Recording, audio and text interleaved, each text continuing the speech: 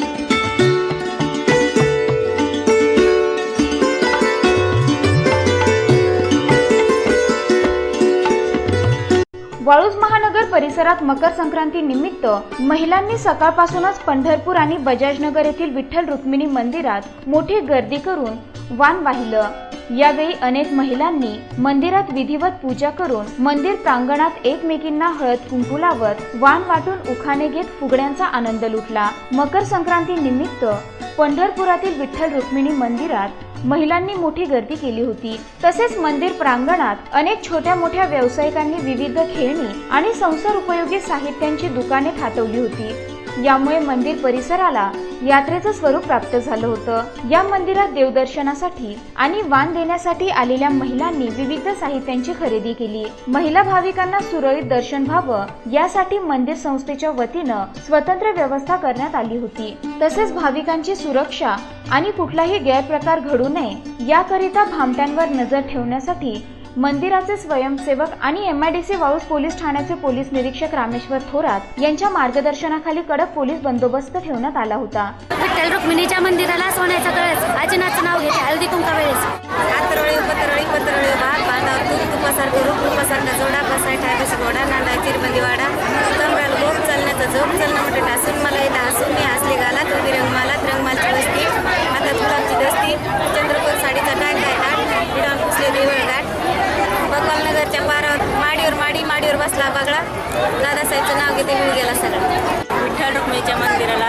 पहिल्या दिवशी ज्ञानेश्वर पाटलांचं नाव घेते संक्रांतीच्या दिवशी। महात्मा गांधी इंदिरा गांधी खाल्ला पेरू त्यात निघला पंडित नेहरू टाकले हॉटेल त्यात निघला नाना पाटील खाल्ला जिरा त्यात निघला तिरंगी झेंड्याचा गुलाबी रस्ता आणि बाप्पासाहेबांचं नाव घेते 12:30 वाजता। काळी कपिली गाय उतरली कणाला बाबासाहेबांचं नाव घेते संक्रांतीच्या सणाला। पंढरपूरच्या मंदिरात आलेलो आहेत विठ्ठल रुक्मिणीला ओसासाठी मान आहेत म्हणून आम्ही सगळ्या बायकांनी हळदी कुंकू घेऊन वाण लुटले।